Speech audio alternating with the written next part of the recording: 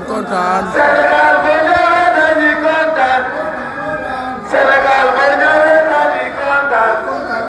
Bonsoir à toutes et à tous, bonsoir à tous les suiveurs et à tous les inconditionnels de Grégoire Omnisport doomu Gane Ndiaye warul tiit warul ragal maa ngi di leen bëggee coupe neex na Rosa Rosa Sénégal Rosa donc coupe neex na yàlla may yeneen coupe pour ñu am yeneen coupe aussi équipe nationale bi baax na mais on peut se renforcer on doit se renforcer pour les prochaines échéances donc la dernière fois def naa vidéo wax ci ay quelques donc joueurs yoo xam ne ñoom John Lopy Sofiane Diop mais y a un joueur boo xam ne Aliou Cissé war na ko bàyyi xel y a un joueur boo xam ne Aliou Cissé war na ko bàyyi xel c'est une valeur sûre de la Bundesliga il est franco-sénégalo-malien mooy Moussa Niakhaté il est né le 8 mars bientôt il va fêter ses 26 ans le 8 mars 1996 à Roubaix en France donc c'est un binational donc c'est un joueur qui vient ici au Sénégal en vacances j'ai des sources sûres et il veut jouer pour l'équipe nationale de la France. Il ne veut plus jouer pour la France depuis longtemps.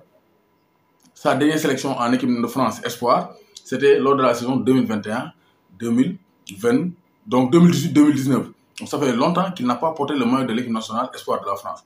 Moussa Sol, le maillot de l'équipe nationale A de la France. Donc c'est un joueur à suivre. Pourquoi? Parce que c'est un très bon défenseur.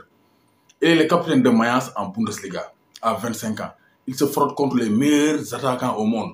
Et ils font un excellent début de championnat, Mayence. Cette saison, Mayence fait un très bon championnat. Donc ça, c'est très clair. Donc, le 18 février, ils ont battu Leverkusen 3-2. Ils ont battu Leverkusen 3-2. Donc ça montre que c'est une équipe donc, qui fait la différence. Avec Moussa Niakhaté dans une défense à 3. Donc c'est un joueur qui peut jouer dans une défense à 3 comme Malang Sarr, qui peut jouer aussi latéral gauche. Mais c'est un défenseur central de métier. Il peut être une doublure. Abdou Diallo. Ñoom sont des gauchers. Ils ont le même âge. Et ils vont donc être des concurrents en équipe nationale du Sénégal. Donc ça, c'est une piste que peut explorer Aliou Cissé. Donc match nul le 12 février. Le 5 février, ils battent Hoffenheim. Ils battent de très bonnes équipes. Donc ils ont été battus par Francfort, battus par Greifswald, battus par RTV, mais ils battent aussi... donc en championnat et en coupe donc Bochum. Donc c'est pour dire que c'est une équipe qui fait un très bon championnat cette saison et c'est grâce à la solidité défensive de Moussa Niakhaté. Mayence, c'est 34 points. 34 points. Donc ils ont encaissé 26 buts. Donc c'est pour dire qu'ils font partie des meilleures défenses. Le Bayern a encaissé 26 buts. Vous voyez? Donc Mayence, Bayern, donc ce sont les meilleures défenses de Bundesliga. Et c'est grâce donc à Moussa Niakhaté. Il a été formé à Valenciennes 2013-2014 et 2016-2017, il quitte Valenciennes pour l'FC Metz.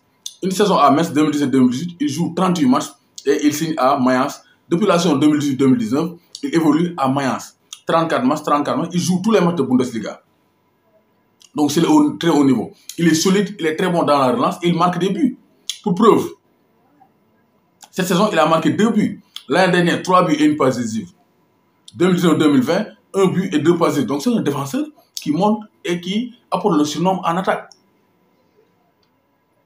Donc le joueur le boo xam ne Aliou Cissé war na ko bàyyi xel parce qu'il est jeune, il peut s'insérer dans la durée durant les 8-9 prochaines années avec l'équipe nationale du Sénégal et il est pisté par l'Atlético Madrid. Comme vous le voyez ci information boobu l'Atlético Madrid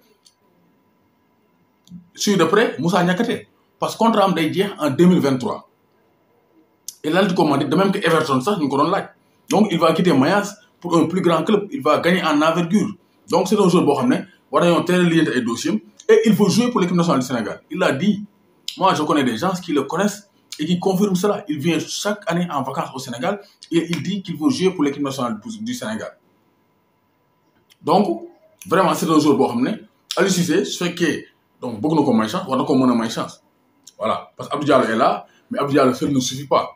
Il y a les blessures, il y a les suspensions, il y a les méformes. Donc, on peut avoir un joueur comme Moussa Niakhaté avec le même profil, gaucher, défenseur gaucher, qui joue le haut niveau, Mayence, Bundesliga, et qui peut apporter beaucoup de choses à l'équipe nationale du Sénégal. Ils jouent le haut niveau, ils ont la même mentalité de gagneur, donc il peut apporter beaucoup de choses à l'équipe nationale du Sénégal. Et il va quitter Mayence pour jouer prochainement la Ligue des Champions, avec pourquoi pas l'Atlético Madrid. Donc, joueur le boo xam ne war nañoo gën a xool ay dossiers gën koo jox gëddëm.